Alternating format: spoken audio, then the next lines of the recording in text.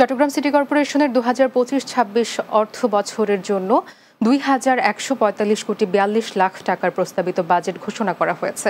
সোমবার দুপুরে নগরের থিয়েটার ইনস্টিটিউটে বাজেট ঘোষণা করেন city mayor doctor Shahadat Hossain. এবারের বাজেটে অনুদান খাতে 1,092 কোটি 5 লাখ টাকার সর্বোচ্চ আয় ধরা হয়েছে। এছাড়া নিজস্ব উৎসে সর্বোচ্চ 1,045 কোটি 21 লাখ টাকা আয় ধরা হয়েছে। এ সময় 2024-25 অর্থ বছরের সংশোধিত 1,221 কোটি 96 লাখ টাকার বাজেটও ঘোষণা করেন মেয়র। বাজেট অধিবেশনে সভাপতিত্ব করেন চসিকের প্রধান নির্বাহী কর্মকর্তা শেখ মোহাম্মদ তৌহিদুল ইসলাম। চট্টগ্রামে করোনা ভাইরাস আক্রান্ত হয়ে আরও 2 জনের মৃত্যু হয়েছে। নিয়ে মৃত্যুর সংখ্যা দাঁড়ালো 4 জনে। এ তথ্য জানিয়েছে জেলা সিভিল সার্জন কার্যালয়।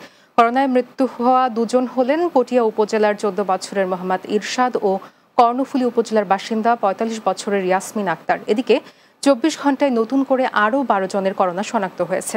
এখন পর্যন্ত মোট করোনা আক্রান্তের সংখ্যা দাঁড়িয়েছে 74 জনে। এর মধ্যে নগরে শনাক্তের সংখ্যা বেশি। করোনা মোকাবেলায় সব ধরনের প্রস্তুতি রাখা হয়েছে বলে জানিয়েছেন civil surgeon doctor Jahangir Alam Chowdhury.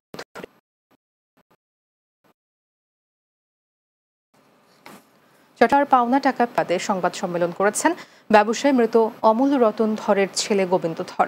সাতকানিয়ার একটি রেস্টুরেন্টে সংবাদ সম্মেলনের আয়োজন করা হয়। এ সময় গোবিন্দ ধর লিখিত বক্তব্যে বলেন, তার বাবা মৃত অমূল্য রতন ধর বেঁচে থাকা অবস্থায় তার ব্যবসার আয় থেকে সঞ্চিত 7 লক্ষ টাকা রিতন ধর নামে একজনকে ধার দেন। বর্তমানে তার পরিবার রিতন ধরের সাথে একাধিকবার যোগাযোগ করলেও তিনি এখনো পর্যন্ত টাকা ফেরত দেননি।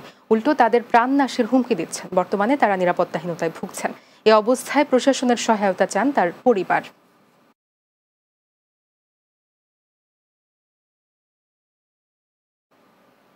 শেষ করব দিনের বাংলা। যাওয়ার আগে শিরোনামগুলো জানিয়ে দিচ্ছি আরও একবার। নতুন বাংলাদেশ সৃষ্টিতে স্কাউটদের আত্মাহুতি ইতিহাসে স্মরণীয় হয়ে থাকবে বললেন প্রধান উপদেষ্টা। এই প্রজন্মের সন্তানরাই সবচেয়ে সেরা। সাবেক সিসি নুরুল হুদাকে আটকের সময় মব জাস্টিস গ্রহণযোগ্য নয় মন্তব্য স্বরাষ্ট্র উপদেষ্টার। আইন শৃঙ্খলা বাহিনী জড়িত থাকলে আইনগত ব্যবস্থা।